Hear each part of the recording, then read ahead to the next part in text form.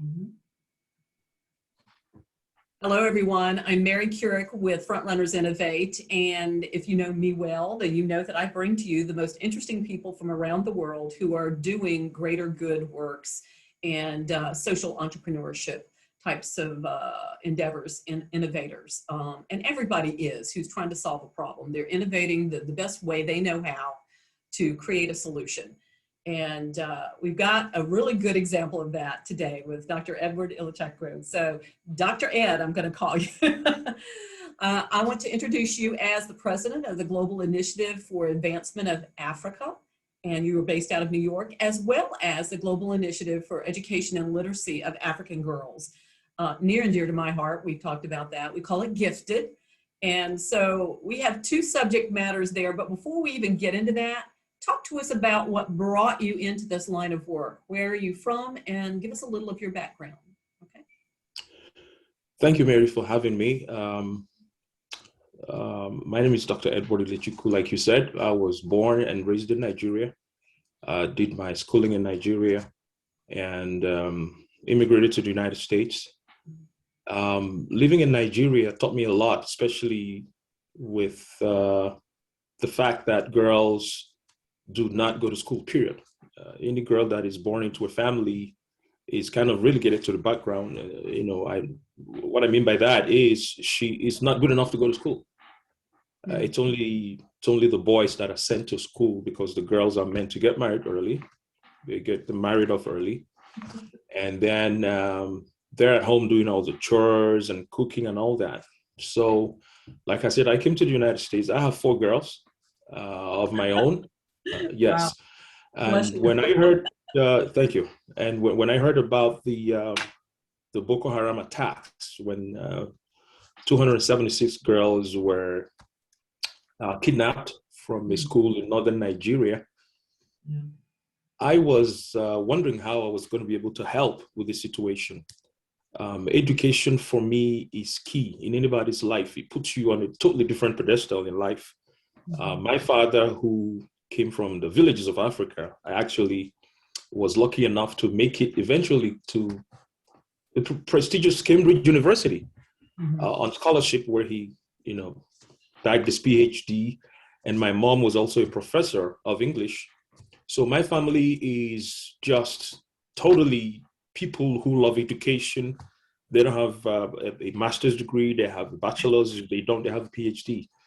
So that is what got me. I couldn't go fight Boko Haram and terrorist organizations in Africa with weapons. So the best weapon, the greatest weapon that I felt I should use was education.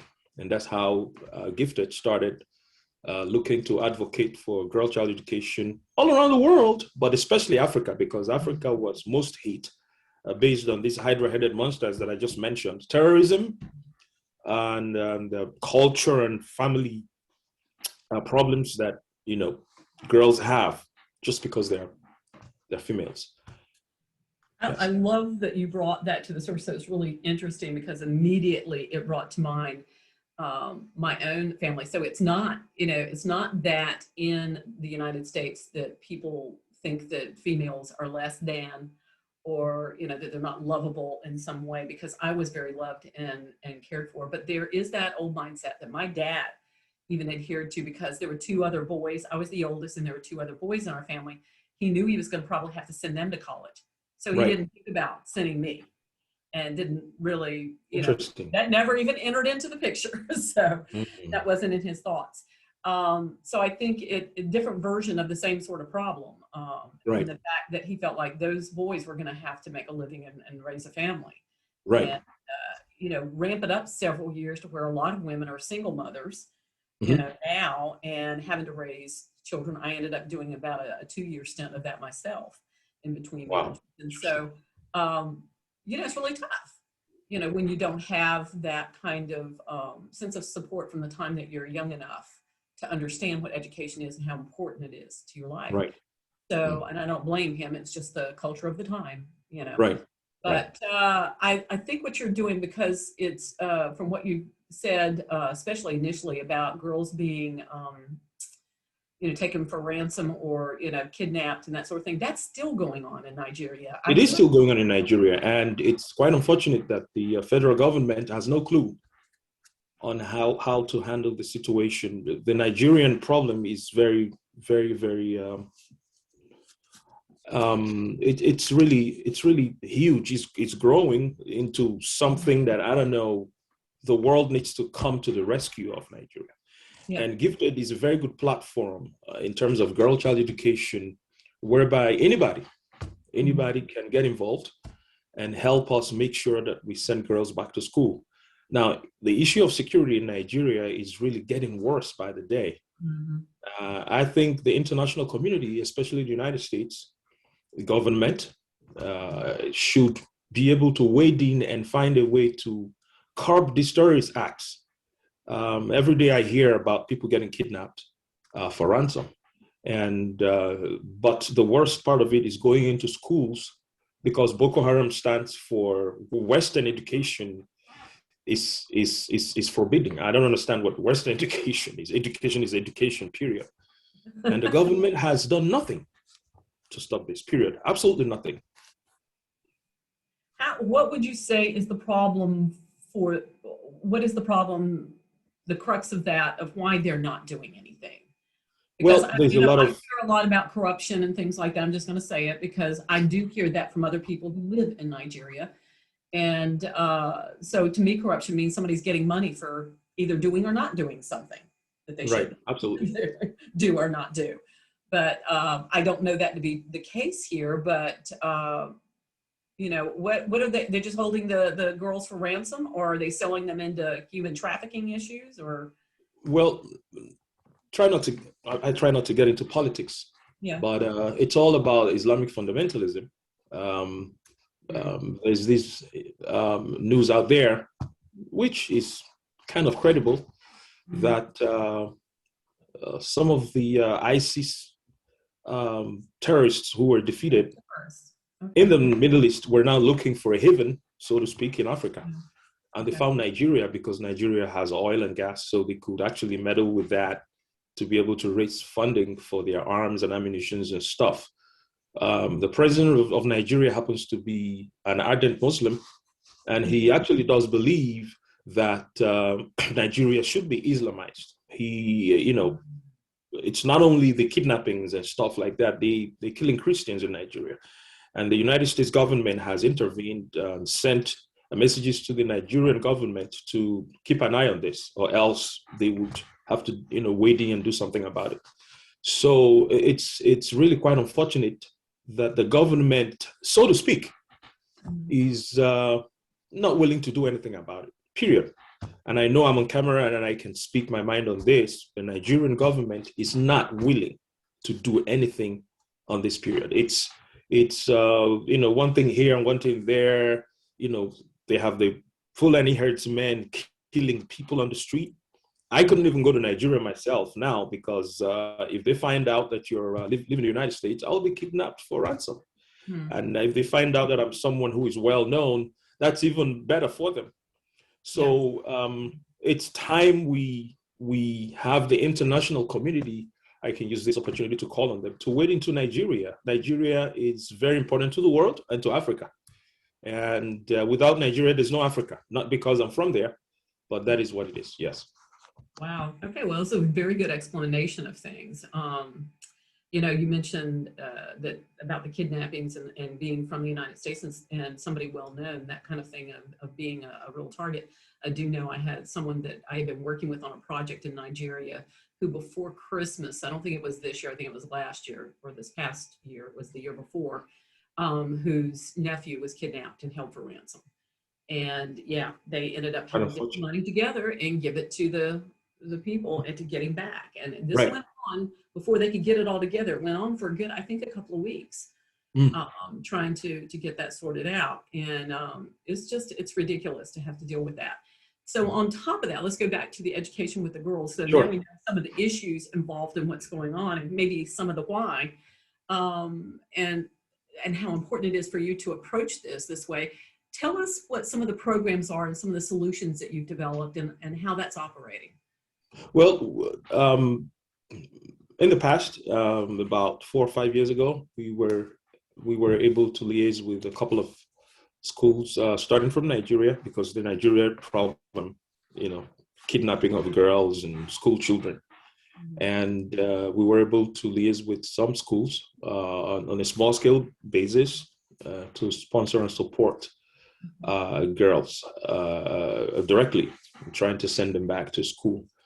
Apart from that, we were also looking at funding for stuff like libraries, computer rooms, like you said, making reference to the pictures, and trying to visit schools and with government officials showing us schools that really needed help in terms of infrastructure, technology equipment, and stuff like that. So that is what we're looking at now. When the COVID-19 hit, some of our programs were really delayed because I couldn't travel anymore. One of the things that I do immensely is travel around the world, literally being invited by governments, presidents in Europe, to give speeches on girl-child education. We did Portugal, we did Armenia, and a couple of other countries that we were in. Because of COVID-19, we've not been able to do that, but we've been doing Zoom and speaking publicly to advocate strongly for the education of the girl child, especially in Africa. And long term, what we're looking to do eventually, depending on what kind of funding we will be able to bring in, is to build charter schools in Africa. We do have a couple of organizations that are looking to partner with us to do free tuition for girls, period. And the issue in Nigeria, it's become really hard for us because of insecurity. You don't want to build a charter school and then give the terrorists a haven to go and just grab as much as they want to do. So these are some of the things we're looking at. We're speaking to people in government where we're talking to security facilities to see how best we can do this in future. But now, like I said, we're just advocating, speaking out, making sure that the whole world hears us in terms of what we're trying to do with girls in Africa. Wow, that's a big do, and I love the idea of charter schools because that's something that's taken off here in the United States for sure. Right. I wonder, as you're talking, if the security is such a big issue, would there be any way of co-locating these schools on already secure properties? And I'm not really sure what I mean by that, other than I know there's embassies everywhere, and you can't put can't put 10 schools on an embassy property, but where there might be less opportunity for terrorists to get a stronghold out in maybe a wooded area all by itself. And I know that the girls you want to get to are often located in those places that are sort of remote. Oh, yes. And so easy pickings, Yes. So we didn't get there yet. The issue of terrorism is mostly in the north. But now, unfortunately, like I said, they're spreading all over the country. But like you said, Mary, we were looking in the long term to, if we were going to build schools, which we're looking to do, to start with the southeastern part of Nigeria, where education is actually mostly valued. I don't know if you know much about Nigeria, but Nigeria has three major ethnic groups: the Igbos, I'm Igbo, then the Yorubas, the western part, and the Northerners, which is in the north, obviously. So the Igbos, we are so much into education. Like I said, my father, my mom were professors. I actually grew up in a university environment. Oh, okay. Yes. So we were looking to, place these schools starting from there and then watch how things actually pan out. And in other countries where we have opportunities, we've been invited by, the government of Zambia through a friend of mine who was the former African Union ambassador to the United States, who I was opportune to work with. When she was in office, she gave me an appointment as a volunteer director of education in the United States. And we've been in touch, and we're looking to do a lot of things. One other thing we want to do, because of the COVID-19 pandemic, is liaising with other organizations in Africa to see how we can actually bring teachers in to teach from here virtually to students in Africa. But of course, the biggest challenge is it's technology and infrastructure. Mm-hmm. That's great. I can see lots of good partnerships that could come from that. I really can. So from a funding standpoint, is there aid dollars? Are there dollars here in the United States allocated for things like this? Tell us a little bit about that. Well, we don't want to just depend on federal funding, or we left it open for public donations. The way we started, we were doing individual donations. People like myself and members of the board of directors once in a while will chip in, and at least to keep the lights running, if Yes. you know what I mean. Yes. And then we're reaching out to individuals. We have people, entrepreneurs, and people who run huge corporations who happen to be my friend, people that I meet when I travel to conferences. Yeah. Abroad, and some of them have made pledges, but the COVID-19 really hit that area really hard. But we're beginning to reconnect again to see how we can bring in these funds. One thing about the nonprofit world, it could be a very lonely walk, especially with things like girl-child education. It's not a very popular topic, if you know what I mean, Mary. People are not really interested. People are not really interested in sending a girl to school. And I tell them, what if Michelle Obama did not go to school? What if Oprah Winfrey? What if you didn't go to school, Mary? So we have a vice president of the United States who is a woman of color, who was the Attorney General of California, who was a prosecutor, federal prosecutor. I mean, who has done everything, just listed. Her resume is just off the roof. And she happens to be someone whose parents came to this country as immigrants. So I talk to my daughters. My first daughter says she wants to be a pediatrician. She wants to go to the medical school. The other one says she wants to work for NASA and stuff like that. So that would not be possible in another country in some way. Absolutely. Absolutely.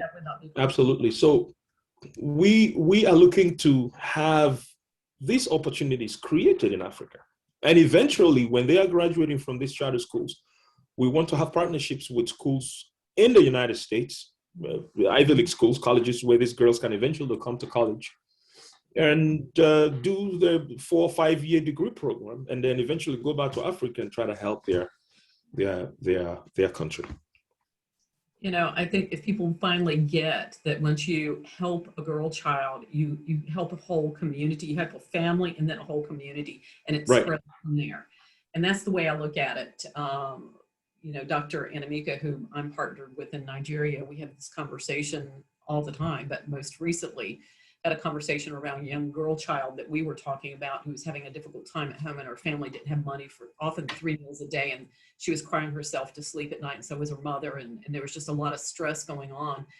And of course, her family has to pay for her education, and I think she's 16 right now. And so in the States, you don't have to pay for that pay for through taxes, but you don't have to pay for it per class, per class or per school, until you get up into the college range. But that kind of thing, I told him, I said, this is a funny thing. She has 2 siblings and a mama. The daddy disappeared 12 years ago. But if you can help her, because she has the interest and the ability, and she wants to study big things that are going to be life-changing for her, that will be life-changing also for her family. And then yes, absolutely. For the whole community. And so it's a trickle effect. And so if people understood the value of doing that, and how we could raise up whole families and then whole countries and communities and whole countries and whole nations, it's amazing what could happen in just doing just helping a few. The good thing about Nigeria, Mary, not to interrupt you, is that we are huge believers in education. In Nigeria, growing up is either you're a doctor, you're a pharmacist, or an engineer, or you're useless. Useless meaning that useless meaning that you did not study in any of those professional Yeah. professional degrees. That's how, because we were colonized by the British. Mm. So education was key for us. Most of the professors who taught me in college, while I was attending college in Nigeria, were professors from England, from Oxford University, from Cambridge University, I up see until people people of like, that too. I oh see yes, some in London and in different areas from Nigeria. I have yes, with them. Yeah. yes. So up until, people like my dad and my mom, and attended school there and came back and began to. So we want to go back to those days. That's why the issue of not allowing people to go to school, especially girls, Mhm. it's just disheartening for me. I can't sleep. I cannot afford to allow such a thing to come into the continent of Africa. We are looking to be better. We are looking to get better. And without education, you are nowhere in life. You are nowhere, period. You are nowhere. You can do business. I know people like the Facebook guru, the Facebook guy, dropped out of college, but that's one in a million. Yeah. You can go to school and still, start a business and do your own thing, but it's very important to go to school and also let the school go through you, Yeah. because it's not just to go there and gather knowledge and do all that. It's also important to mix with, there's a lot of things you can learn going to school. Well, as we look at what's the current state of affairs in the whole world right now with the Yes. pandemic, what is that doing to the opportunities for moving this ahead with girls and their education? I mean, they've already got a sort of an X on their backs for for being a female. What about pandemic? Is that creating more opportunities for virtual education now, or is that just patting everything back down till things get over with, and then we can kind of go back to in-house school? Well, we've learned a big lesson. When I mean we, the world at large, a lot of women have left the workforce because of the pandemic. Doctors, teachers, Yes. because they have children to tend to, and it's not working out well for the economy of any country. We found out that women were actually needed more in the workforce. So this is a big lesson for us. And apart from the pandemic, my experience is traveling around the world to, do public speaking on a lot of topics, not just girl child education, but African advancement, excuse me, actually was an eye opener to the way some of the Western countries, I wouldn't say all of them, some of the ignorant ones actually saw Africa. They saw Africa as a dark continent, whatever that means. They saw Africa as the sleeping giant. They saw Africa as I had an experience in Portugal, after which BBC began to interview me because of what happened. The former president of Portugal, not to put him on the spot, but was giving a speech in an international conference where I was invited to speak. And he mentioned everywhere else, the United States, he mentioned Australia, just name it, everywhere, but he never mentioned Africa. So a young lady who happened to be Nigerian, and this is people, over 1,000 people from all over the world, literally, people of repute. I asked him a question. You've mentioned everywhere. Why didn't you mention Africa? And he goes, well, we don't deal with African leaders because Africa is closed. Exactly. And that was, oh my gosh, you could literally hear a pin drop, everybody. And then people started chatting. Eventually, I ran up to him and I said to him, I'm absolutely horrified by the statement you made in there. Could you please explain what you meant by that? He said, well, what I meant was that it is very difficult to do business with Africa. I said, well, why don't you just say that? I have been in Portugal for only a week and I've run into some difficulties. Africa is closed and I'm African and I'm attending an international conference. You couldn't make that statement. And it kept going. I had the same experience in Armenia and a couple of other places where some guy from France who had handled a huge organization in France, about in his 70s. Same problem. The only thing he mentioned about Africa was that, oh, it's quite unfortunate that Africa has no electric power. It's only 5%. So I decided to ask him a question. I was volunteering with the African Union then, right there in Washington, D.C. And I said to him, I stand here and I represent the 55 head of states in Africa. And do you think that if all the colonial masters returned all the loot that they stole from Africa, do you think that we would be able to have some electricity? Guess what he did, Mary? He held the microphone and he went, and he said, I don't understand the question. I asked it again and he said, I don't want to answer that question. So, whoa. yes. So, we have a lot of challenges out there, but, we don't want to, put blames on people why we're not succeeding in Africa. That's why GIA came out, and that's what we're looking to do. We're looking to find a way to bring in investors and global investors to connect with upcoming businesses in Africa. There's a whole bunch of them. I have a friend of mine who is doing a fantastic job in Germany, who is actually connecting with products, people who have products in Africa, and he's importing them into Europe. He actually opened a store in Berlin, in Germany, and he's only selling African products, just name it, from chocolates to shoes to sneakers.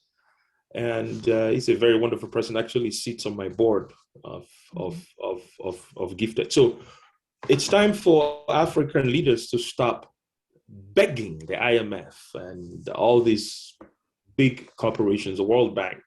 We have enough resources, both natural and human resources, to become the giant of the world. People normally say Africa needs the world. I think the world actually needs Africa. It does. It does. And on a lot of, counts, that is true. So, Sure. But we got to help build it up. We got to do our part. Absolutely. And to be a part of that raising up. And so I'm a big believer in that.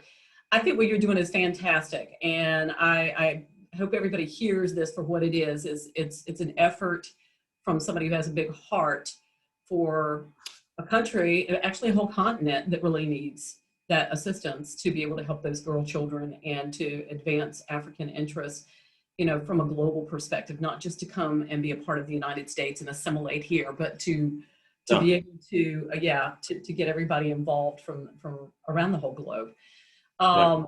While you were talking, I wrote down names, because I always do, people that I think would be useful to be connected to you. And so in the same way that I'm thinking about that, I hope people will hear you and think the same way. This man needs to know Thank you.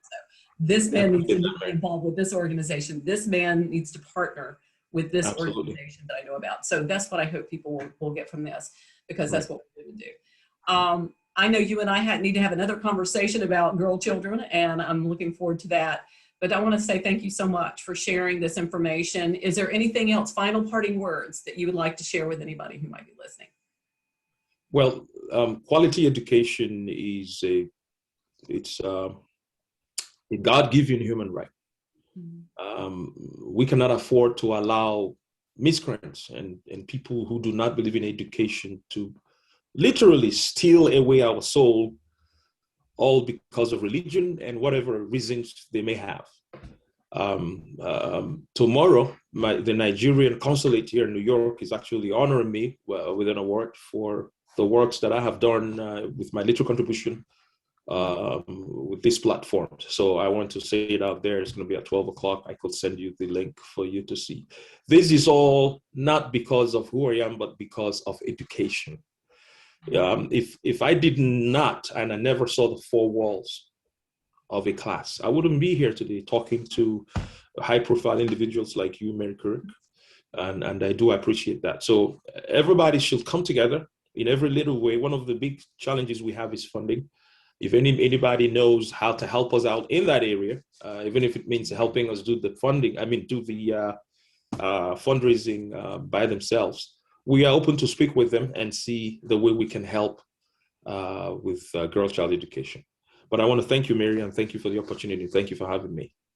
No problem. We appreciate it. And as we sit today is April 23rd. Tomorrow will be April 24th, 2021. I want to get that date in there since you mentioned tomorrow.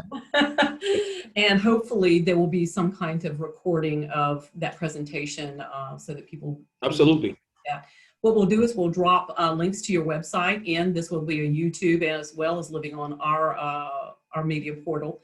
And so Sure. we'll have all the ways, you know, LinkedIn, all the ways to reach you that you allow us to share with everybody else, along with Sure. some pictures. And that was the one thing I wanted to get to before we got off. You sent some pictures to me that I told you before were kind of disturbing about the conditions of some of the, I guess, libraries and classrooms Yes. and whatnot there. And those are the sorts of things that you are aiming to help correct, is to create better facilities and, you know, to staff libraries for teachers and get into the STEM training for some of the kids. So thank you for all that you do. And Thank you so we'll much. share the pictures as well. So thank you very much. Thank you, Dr. Mary. It's a It's been pleasure. a pleasure. Thank you for having me. Thank you.